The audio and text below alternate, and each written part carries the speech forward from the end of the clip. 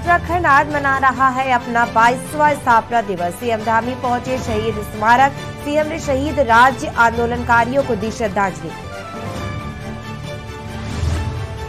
देहरादून में रैतिक परेड। आज 5 विभूतियों को दिया जाएगा उत्तराखंड गौरव सम्मान। रैतिक परेड में शामिल हुए सीएम। ग्रीष्मकालीन राजधानी कैसरन भी जाएंगे सीएम धामी। स्थापना दिवस से पहले सीएम धामी की सौगात। 2.5 लाख कर्मचारियों व पेंशनरों के लिए डीए का आदेश जारी।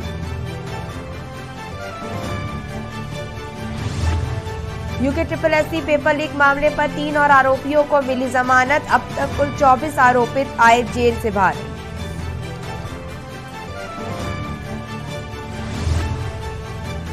उत्तराखंड में तीर्थाटन और पर्यटन को मिलेगी नई बुलंदी। इस वर्ष 4 धाम यात्रा में आए रिकॉर्ड तोड़ तीर्थयात्री। हरिद्वार में कार्तिक पूर्णिमा स्नान पर लाख श्रद्धालुओं ने गांव में गंगा में लगाई डुबकी। जहां पर चंद्रग्रहण खत्म होते ही शाम के वक्त गंगा स्नान और मंदिरों में पूजा खबरों का सारथी। बढ़ेंगे खबरों के उत्तराखंड में आप सबका स्वागत है और मैं हूं स्वाति मेहता। बढ़ेंगे खबरों की ओर, जहां इस वक्त की बड़ी खबर आप तक पहुंचा रहे देहरादून से, जहां पर उत्तराखंड में भी महसूस हुए भूकंप के झटके। देहरादून से इस वक्त की बड़ी खबर, जहां पर भूकंप के झटके आपको बता दें कि उत्तराखंड में भी महसूस किए गए, जहां पर भूकंप के झटकों के चलते लोग निकले घरों से बाहर। आपको बता दें कि देर रात 2 बजे ये भूकंप के झटके महसूस किए गए। इसके साथ ही आपको बता दें कि यूपी NCR में भी भूकंप के झटके महसूस किए गए और उत्तराखंड में भी अब ये भूकंप के झटके महसूस होने की बात सामने आई है। जिसके बाद आपको बता दें कि घरों में मौजूद लोग डर के कारण घरों से बाहर निकल आए, जहां लोगों में दहशत का माहौल। आपको बता दें कि भूकंप के झटकों के चलते लोगों के घरों के पंखे हिलने लगे, इसके साथ ही खिड़कियां भी हिलने लगी। जिसके बाद दहशत में आए लोग घरों से बाहर निकल आए। आपको बता दें कि देर रात 2 बजे के करीब ये भूकंप के झटके महसूस किए गए। ये यूपी NCR दिल्ली, इसके साथ ही भूकंप के झटके उत्तराखंड में भी महसूस किए गए, जहां पर भूकंप के झटकों के बाद लोगों में बड़ी दहशत।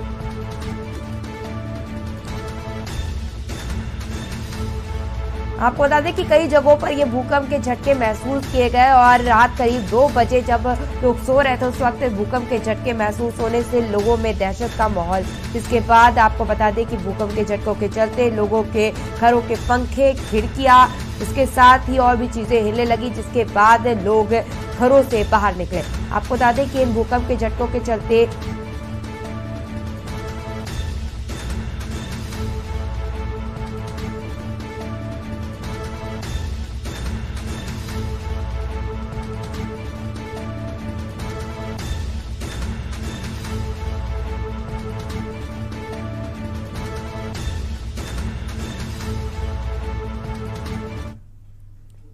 तो आपको बता दें कि आज जो भूकंप के झटके महसूस किए, इसको लेकर हम इस खबर पर और भी बने रहेंगे। हमारे साथ संवाददाता भी जुड़ेंगे, पर उससे पहले सीधे हम देहरादून चलेंगे, जहां पर आज उत्तराखंड राज्य स्थापना दिवस के कार्यक्रम में सीएम धामी पहुंचे हैं। वो क्या कह रहे हैं, आइए सुनते हैं। में विकासों के विभिन्न आयामों को छू रहा है। आदरणीय प्रधानमंत्री जी ने 2015 में प्रभावी प्रशासन के लिए जहां प्रगति अर्थात proactive governance and timely implementation का जो मंत्र दिया था, हमारी सरकार उसी मंत्र को मूल मंत्र मानकर कार्य कर रही है। आज विकास के कार्य देखने को हर जगह मिल रहे हैं। आदरणीय प्रधानमंत्री मोदी जी के नेतृत्व वाली केंद्र सरकार द्वारा लगभग 1 करोड़ लाख रुपए से भी अधिक की योजनाएं इसका मुख्य कारण है, जो हमको स्वीकृति के रूप में मिली हैं। इनमें से बहुत सारी परियोजनाओं पर काम चल रहा है और बहुत सारी परियोजनाएं पूरी हो चुकी हैं। आज जहां उत्तराखंड में सड़कों का कार्य तेजी से चल रहा है, अब वह दिन भी अब दूर नहीं है जब जल्दी पहाड़ में रेल जाने का सपना भी हमारा साकार होगा। ऋषिकेश से कर्णप्रयाग रेल लाइन का काम तेजी से चल रहा है। भाइयों बहनों, सड़कों और रेल की बातें ही क्या करें, आज हेली सेवा हो, रोपवे सेवा के माध्यम से माननीय प्रधानमंत्री जी के विजन के अनुरूप उत्तराखंड के सुदूर क्षेत्रों को विकास की मुख्य धारा से जोड़ने का कार्य किया जा रहा है। प्रस्तावित केदारनाथ व हेमकुंड साहब रोपवे इसका एकमात्र उदाहरण है। भाइयों बहनों, 2025 तक उत्तराखंड के प्रत्येक गांव को लिंक मार्गों के माध्यम से राजमार्गों और ऑल वेदर रोडों से जोड़ सकें। हमारा यह भी प्रयास है कि हेली सेवाओं के माध्यम से प्रत्येक नगर को महानगरों से जोड़कर पहाड़ों पर औद्योगिक विकास के लिए आवश्यक इंफ्रास्ट्रक्चर को विकसित कर सकें। माननीय प्रधानमंत्री जी के नेतृत्व में देश का आर्थिक विकास हो रहा है, बल्कि सांस्कृतिक पुनर्जागरण का काम भी चल रहा है। भाइयों बहनों, इस पर भी तेजी से काम हो रहा है। चाहे आज हम भगवान राम की जन्मभूमि अयोध्या को ले, या बाबा विश्वनाथ का पुनर्निर्माण हो, केदारपुरी बद्रीनाथ का पुनर्निर्माण हो, सौंदर्यीकरण हो, या अभी अभी हाल में ही महाकाल लोक जो राष्ट्र को समर्पित हुआ है मोदी जी के नेतृत्व में, भारत की अस्मिता, प्रतीकों और सांस्कृतिक धार्मिक धरोहरों का जिस प्रकार से संरक्षित और संवर्धित किया जा रहा है, उसको केवल शब्दों में व्यक्त नहीं किया जा सकता है। इसी सांस्कृतिक विकास गाथा के अंतर्गत आज केदारपुरी हो या बद्रीनाथ धाम हो, इसमें 1000 करोड़ से भी अधिक के पुनर्निर्माण और विकास के कार्य चल रहे हैं। भाइयों बहनों, हमने 4 धाम न सिर्फ हमारी आस्था व श्रद्धा के केंद्र हैं, बल्कि यह हमारी आर्थिकी की एक बुनियाद भी है। मुझे यह बताते हुए खुशी हो रही है कि जहां इस वर्ष यात्रा प्रारंभ हुई थी, यात्रा हमारे लिए बहुत चुनौतीपूर्ण थी, और उस चुनौती को हमारे पूरे उत्तराखंड की सरकार के द्वारा, उत्तराखंड के जनमानस के द्वारा, अधिकारियों के द्वारा इस चुनौती को स्वीकार किया गया, और इस वर्ष यात्रा में रिकॉर्ड तोड़ श्रद्धालु और यात्रियों ने उत्तराखंड के आकर देवभूमि के दर्शन किए हैं, देवी देवताओं के दर्शन किए हैं, और यह आंकड़ा इस बार 46 लाख को पार कर गया है। भाइयों बहनों, 4 धाम हेमकुंड साहब के दर्शन लोगों ने किए हैं। वहीं जब हम कोरोना काल से इसकी तुलना करते हैं तो यह संख्या 35% से भी अधिक है। मुझे यह बताते हुए भी खुशी हो रही है कि इस बार कांवड़ यात्रा में भी 4 करोड़ से भी अधिक कांवड़ यात्रियों ने मां गंगा का जल लेकर अपने अपने स्थानों को प्रस्थान किया है। यह संख्या पिछले कई वर्षों से अधिक है। इसके साथ साथ उत्तराखंड राज्य में जहां हमारी आबादी 1 करोड़ 25 लाख है, वहीं हमको लगभग 6 करोड़ से भी ज्यादा आबादी जो ऐसे फ्लोटिंग पॉपुलेशन के रूप में हमारे राज्य में आती है, उनकी भी व्यवस्था करनी पड़ती है। उसको भी हमारी सरकार सफलतापूर्वक कर रही है। भाइयों बहनों, डबल इंजन की सरकार के द्वारा किए जाए कार्यों का यदि विस्तार से वर्णन किया जाए तो काफी कम पड़ेगा, यह समय काफी कम पड़ेगा। रानीबाग स्थित एचएमटी की करीब 46 एकड़ जमीन अभी अभी हमें उत्तराखंड राज्य को प्राप्त हो गई है। भाइयों बहनों, हम ही सब जानते हैं कि यह मांग कितने वर्षों से लंबित थी, पर आदरणीय मोदी जी के नेतृत्व मार्गदर्शन वाली डबल इंजन की सरकार का ही कमाल था। यह कार्य जो बहुत लंबे समय से रुके हुए थे, वह बहुत ही कम समय में हम सफलतापूर्वक इनको कर पा रहे हैं। भाइयों बहनों, स्थानीय उत्पादों एवं उद्योगों को बढ़ावा देने के लिए हमारी सरकार निरंतर प्रयासरत है। इसी का परिणाम है कि माननीय प्रधानमंत्री मोदी जी ने 21 अक्टूबर 2022 को देश के प्रथम गांव माड़ा से हमारे राज्य के उत्पादों की सराहना करते हुए देशवासियों से अपील की कि अपनी यात्रा में जितना व्यय करते हैं, कुल यात्रा के व्यय में से उसका 5% स्थानीय उत्पादों को क्रय करने में व्यय करें। इसका निश्चित रूप से हमारे देश को और प्रदेश को लाभ मिलेगा। आदरणीय प्रधानमंत्री जी से हमने सीखा है किस प्रकार से एक एक पल और एक एक क्षण देश के लिए लगाया जाता है, मातृभूमि के लिए लगाया जाता है। उनको आदर्श मानकर पिछले 1.5 सालों में मुख्य सेवक के रूप में मैं अपनी दायित्व और क्षमता का पूरी तरह से निर्वहन करने की कोशिश कर रहा हूं। भाइयों बहनों, ऐसा कोई वर्ग नहीं है जिसके लिए हमने योजना न बनाई हो या कार्य न किया हो। हम सबकी केयर करने पर विश्वास करते हैं। केयर शब्द का अर्थ है committed, accountable, R for responsible, E for efficient, अर्थात हमारी सरकार विकास के लिए प्रतिबद्ध है, जनता के प्रति जवाबदेह है, भरोसेमंद है और अपने कार्यों को दक्ष तरीके से करने का प्रयास कर रही है। भाइयों बहनों, भारत जैसी विशाल जनसंख्या वाले किसी भी देश में सभी को रोजगार देना एक बहुत बड़ी समस्या है। हमारा प्रदेश भी इससे अछूता नहीं है, पर फिर भी हमने यह प्रयास किया है कि जहां संभव सरकारी नौकरियों द्वारा या युवाओं को स्किल में बढ़ोतरी कर प्राइवेट सेक्टर में उन्हें रोजगार के अवसर उपलब्ध कराकर फिर स्वरोजगार संबंधी नीतियों को सरल बनाकर अधिक से अधिक युवाओं को भली प्रकार जीवन यापन के संसाधन मुहैया कराए जा सके। इस अवसर पर मैं एक बात और स्पष्ट रूप से कहना चाहूंगा कि उत्तराखंड के युवा हमारा भविष्य हैं और हम युवाओं के साथ धोखा करने वालों के खिलाफ किसी भी सख्त कार्रवाई करने से पीछे नहीं हटेंगे। इसी का परिणाम है पहली बार भर्ती घोटाला करने वालों पर कड़ी कार्रवाई की जा रही है। पारदर्शिता और समयबद्धता को भर्ती का आयोजन के लिए हमने उत्तराखंड अधीनस्थ आयोग से भर्तियों को राज्य लोक सेवा आयोग को हस्तांतरित किया है। वर्तमान में जारी भर्ती कैलेंडर के अनुसार 7,000 पदों पर भर्ती प्रक्रिया गतिमान है। जल्दी ही 19,000 पदों पर भी भर्ती प्रक्रिया प्रारंभ की जाएगी। भाइयों बहनों, आप सबको यह जानकर हर्ष का अनुभव होगा कि स्कूली शिक्षा और उच्च शिक्षा में भी राष्ट्रीय नई शिक्षा नीति की शुरुआत करने वालों में उत्तराखंड देश के अग्रणी राज्यों में है। आज उत्तराखंड के राजकीय स्कूलों में 10वीं और 12वीं के छात्र छात्राओं, गवर्नमेंट डिग्री कॉलेजों के छात्रों को टैबलेट उपलब्ध कराए जा रहे हैं। हमारी सरकार की योजना है कि सुदूरवर्ती क्षेत्रों के सभी गांवों को वर्चुअल क्लासरूम से भी जोड़ा जा सके, जिससे इन छात्रों की शिक्षा के प्रकाश से दूर न रहें। भाइयों बहनों, क्वालिटी एजुकेशन के लिए सभी सरकारी विद्यालयों में एनसीईआरटी की पाठ्य पुस्तकें अनिवार्य की गई हैं। राज्य में चरणबद्ध तरीके से प्रत्येक जनपद में बालिका आवासीय विद्यालय खोलने की भी योजना है। साथ ही हमारी सरकार द्वारा आपदा, महामारी और दुर्घटना के कारण अनाथ बच्चों को स्कूली शिक्षा की व्यवस्था के लिए मुख्यमंत्री बालासई योजना भी प्रारंभ की गई है। कोविड महामारी के दौरान अपने माता पिता खोने तथा वाले बच्चों के लिए हमने मुख्यमंत्री वात्सल्य योजना प्रारंभ की है, जिससे ऐसे बच्चों के भविष्य को भी संवारा जा सके।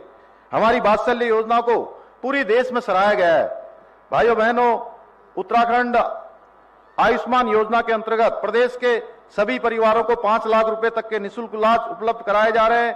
निःशुल्क पैथोलॉजी और जांच व निःशुल्क दवाइयां, गरीबों को स्वास्थ्य सेवाओं का लाभ दिया जा रहा है। हमारी सरकार ने भ्रष्टाचार को रोकने की दिशा में कदम उठाते हुए भ्रष्टाचार मुक्त ऐप द्वारा प्राप्त सभी शिकायतों पर गंभीरता से एक्शन किया जा रहा है। हमारी सरकार ने उत्तराखंड में वृद्धावस्था पेंशन योजना के अंतर्गत दोनों पति पत्नी दोनों दंपतियों को इस योजना का लाभ मिले, इस योजना को भी हमने लागू किया है। उत्तराखंड राज्य आंदोलनकारियों, विधवाओं, दिव्यांगजनों, आंगनबाड़ी आशा बहनों, लोक कलाकारों के मानदेय में भी हमने वृद्धि की है। अभी हाल में माननीय प्रधानमंत्री जी द्वारा माणा गांव में आयोजित सीमांत गांव को देश का पहला गांव मानने की हमारी प्रार्थना को स्वीकार किया तथा विकास को सर्वोच्च प्राथमिकता देने की बात भी कही है, जिसके लिए मैं आदरणीय प्रधानमंत्री जी का दिल की गहराइयों से उनका धन्यवाद करता हूं। हमारी सरकार दूरस्थ और पिछड़े क्षेत्रों के विकास के लिए पूर्ण रूपेण समर्पित है। इन क्षेत्रों में पर्यटन, आयुष, वेलनेस, आईटी, सौर ऊर्जा सहित सर्विस सेक्टरों को विशेष रूप से फोकस किया जा रहा है। लोकल फॉर वोकल पर आधारित एक जनपद दो उत्पाद योजना को स्थानीय लोगों के स्वरोजगार के अवसर पैदा किए जा रहे हैं। वहीं स्थानीय उत्पादों को विश्व स्तरीय पहचान दिलाने का कार्य भी किया जा रहा है। आज होम स्टे योजना से ग्रामीण अर्थव्यवस्था को मजबूती मिल रही है और इको टूरिज्म डेस्टिनेशन विकसित किए जा रहे हैं। सौभाग्य योजना के अंतर्गत पिछले समय में हमारे राज्य में 2,50,000 से अधिक घरों को रोशन किया गया है। हर घर को नल और नल से जल योजना के अंतर्गत ग्रामीण क्षेत्रों में केवल 1 रुपए पर पानी का कनेक्शन दिया जा रहा है। भाइयों बहनों, अन्नदाता की उन्नति से ही देश की प्रगति संभव है। इसे देखते हुए माननीय प्रधानमंत्री किसान सम्मान निधि के अंतर्गत 9,38,000 किसानों के खातों में 1,767 करोड़ की राशि अभी तक हस्तांतरित की जा चुकी है। इसके अलावा किसानों को 3 लाख रुपए, महिला स्वयं सहायता समूह को बिना ब्याज के 5 लाख रुपए तक का ऋण उपलब्ध कराया जा रहा है। हमारी सरकार द्वारा फार्म मशीनरी बैंक योजना में अच्छी फीसदी तक सब्सिडी भी दी जा रही है। आप सभी को यह जानकर खुशी होगी कि वर्तमान में प्रदेश में जैविक कृषि के 4,485 क्लस्टर संचालित है, जिनके उत्पाद के विपणन के लिए जैविक आउटलेट भी स्थापित किए जा रहे हैं। सुगंध फसल आधारित एरोमा वैलियां विकसित किए जाने की योजना भी हमारी है। भाइयों बहनों, ईज ऑफ डूइंग बिजनेस में उत्तराखंड को अचीवर्स श्रेणी में शामिल किया गया है। मुझे यह बताते हुए खुशी हो रही है कि उत्तराखंड राज्य के अंदर अभी तक केवल गोवा के अंदर यह कानून लागू है। उसके बाद उत्तराखंड देश में समान नागरिक संहिता करने वाला दूसरा प्रदेश बनेगा।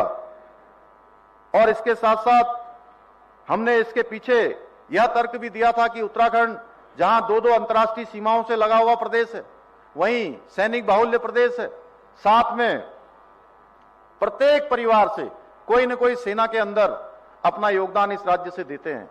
इसलिए इस राज्य के अंदर यह समान नागरिक संहिता का कानून लगना चाहिए। उसके लिए हमारी कमेटी जो इस पर गठित की गई है सेवा निवृत्त रंजना प्रकाश देसाई जी की अध्यक्षता में, वो पूरे प्रदेश के अंदर जा रही है और लोगों से सुझाव भी ले रही है। भाइयों बहनों, उत्तराखंड वीरों की भूमि है। यहाँ के जवानों ने हमेशा मां भारती के शीश को उठाने का कार्य किया है। मेरे जैसे सामान्य परिवार से आने वाले सैनिक पुत्र को मुख्य सेवक के रूप में इस माटी की सेवा करने का सौभाग्य प्राप्त हुआ है। मुझे वह समय भी याद है जब बिजली से हथकंडों के सामने हमारी सरकार मौन रहा करती थी। हमारे वीर सैनिक हाथ खोलकर दुश्मनों पर अपनी कार्रवाई नहीं कर पाते थे। आज हमारी सेना दुश्मन के घर में दुश्मन को मारती है। सीमा पर अगर कोई गोली आती है तो गोली का जवाब देने के लिए किसी से पूछना नहीं पड़ता है, बल्कि गोली का जवाब गोलों से देने का काम हमारी सेना करती है। ऐसे वीर जवानों को सम्मान देने के लिए हमारी सरकार ने सैन्य धाम जैसे महान स्मारक निर्माण का कार्य कर रही है, जिसे आदरणीय प्रधानमंत्री जी ने 5वें धाम की संज्ञा दी है। हमारी सरकार ने यह भी फैसला लिया है कि शहीद सैनिकों के परिवार से किसी एक सदस्य को सरकारी नौकरी में समायोजित करेंगे। साथ ही वीरता पदक से सम्मानित सैनिकों को एक मुश्त देय अनुदान भी में वृद्धि की गई है।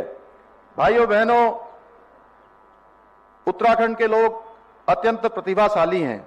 अपनी लगन, परिश्रम, ईमानदारी और निष्ठा के बल पर देश विदेशों में उत्तराखंड की कीर्ति पताका फैलाने का काम कर रहे हैं। मुझे यह बताते हुए अत्यंत हर्ष हो रहा है कि पिछले वर्ष की भांति हमारी सरकार ने उत्तराखंड के ऐसे 5 प्रतिभाशाली व्यक्तित्वों को उत्तराखंड गौरव सम्मान पुरस्कार से सम्मानित करने का भी निर्णय लिया है। इस वर्ष यह पुरस्कार भारत के वर्तमान राष्ट्रीय सुरक्षा सलाहकार श्री अजीत कुमार डोभाल जी।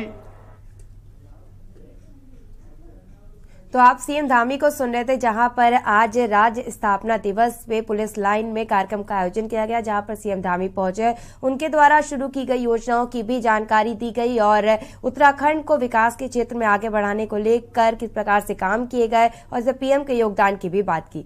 फिलहाल रुकेंगे छोटे से ब्रेक के लिए, जल्द हाजिर होते। आप देख रहे हैं के न्यूज, खबरों का सारथी। देखें कौन नया खिलाड़ी आया है, समझा देते हैं, प्यार से समझाएंगे। ये तो अपनी जुबान है। जुबान एक हो तो दिल भी एक होने चाहिए। विमल बोलो जुबान केसरी। खाने में स्वाद जागे, पोषण मिलेगा सबका, सेहत का ध्यान रखे, ये फेवरेट है सबका। खुशबू उड़े निराली, व्यंजन में जान डाले, वाह वाह रे बावर्ची, कहते हैं खाने वाले। 100% शुद्ध कच्ची घानी का बावर्ची सरसों का तेल, बावर्ची खिलाइए सबको रिझाइए। बावर्ची। आप देख रहे हैं के न्यूज, खबरों का सारथी।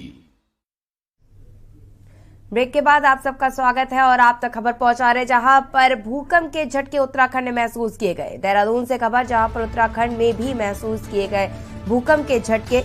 भूकंप के झटके के बाद लोग इतने दहशत में आ गए कि लोग घरों से बाहर निकल आए। आपको बता दें कि देर रात 2 बजे ये भूकंप के झटके महसूस किए गए। जब हर कोई सो रहा था उस समय ये भूकंप के झटके महसूस किए गए, जिसके चलते आपको बता दें कि इन भूकंप के झटकों के चलते लोगों के घरों के पंखे हिलने लगे, खिड़कियां हिलने लगी, जिसके बाद लोग दहशत में आ गए और लोगों ने घरों से बाहर निकलकर अपनी जान बचाई। तो आपको बता दें कि यूपी एनसीआर में भी इस भूकंप के झटके महसूस किए गए, जहां पर और अभी उत्तराखंड से भी खबर आप तक पहुंचा रहे, जहां पर देहरादून से खबर, जहां पर उत्तराखंड में भूकंप के झटके महसूस किए गए। रात 2 बजे ये भूकंप आया, जहां पर 6.3 की तीव्रता का ये भूकंप बताया जा रहा है, जहां पर इस भूकंप के चलते लोगों में अभी भी दहशत का माहौल है। तो आपको बता दें कि इस पर हमारे साथ संवाददाता उमेश पंत हमारे साथ जुड़े हुए हैं। उमेश, भूकंप के झटके, कल रात 2 बजे भूकंप आया और भूकंप के झटके महसूस किए गए, यूपी एनसीआर के साथ उत्तराखंड में भी महसूस किए गए, इसको लेकर क्या जानकारी?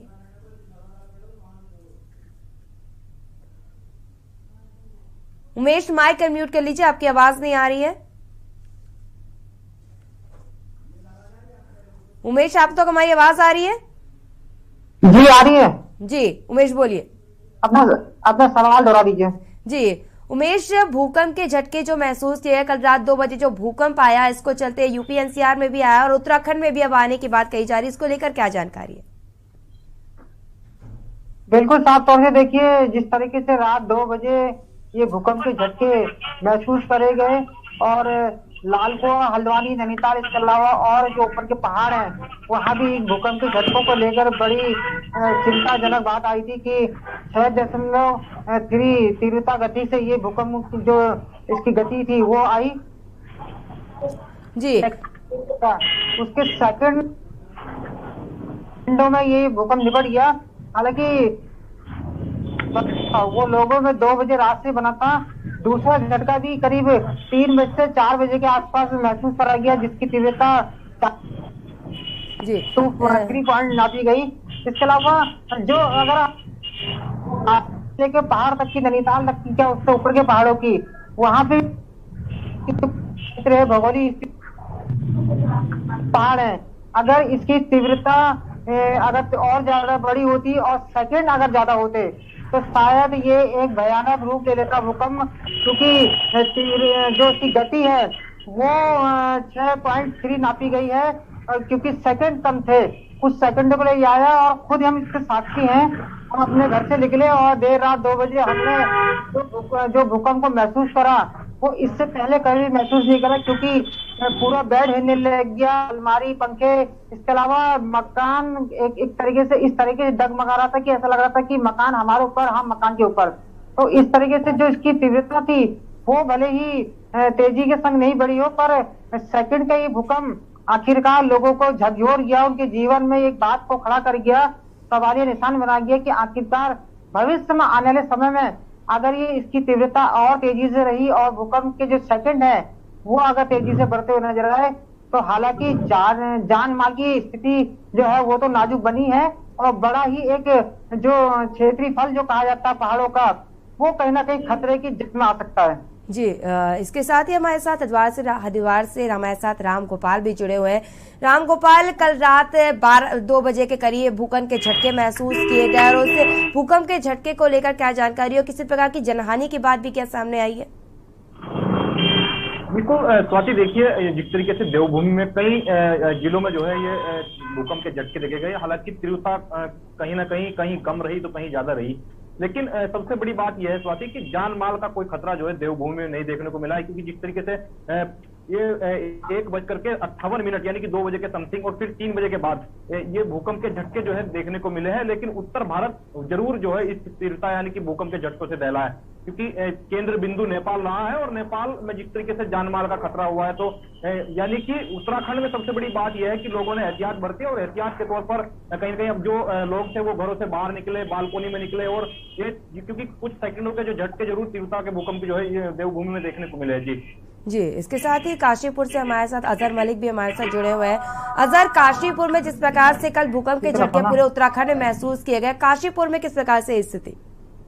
जी बिल्कुल, अभी मैं आपको बता दूं कि उत्तराखंड नेपाल के बाद NRC के साथ साथ उत्तर भारत में काफी क्षेत्रों में भूकंप के झटके देखने को मिले। लगातार भूकंप से अगर कुमाऊं की बात करी जाए तो कुमाऊं के कुछ क्षेत्रों में माल हानि की खतरा है, लेकिन जान हानि का अभी तक कोई सूचना नहीं मिली। कई जगह मकानों पर नुकसान हुआ, दीवारों में दरारें पड़ी हैं भूकंप के चलते, लेकिन अभी तक की कोई, अगर अब तक लेटेस्ट वर्जन की बात करी जाए तो अभी तक कोई भी ऐसी जनहानि की मामला सामने नहीं आया। अगर बात करी जाए तो काशीपुर या फिर जनपद उधम सिंह नगर पुरी, तो वहाँ लोग इतने जागरूक थे, जैसे ही सूचना मिली लोगों ने एक दूसरे को उठाना शुरू कर दिया, तुरंत मकान, अपनी बिल्डिंगें, अपने मकान, अपने घर खाली करके सड़कों पर आ गए, ऐसी जगह पर खड़े होकर जहाँ सेफ थे, उनकी जान को सुरक्षित थी। फिलहाल कुछ भी उधम सिंह नगर में ऐसा मामला सामने नहीं आया अब तक जिसमें जान या फिर मान दोनों का नुकसान हुआ होगा।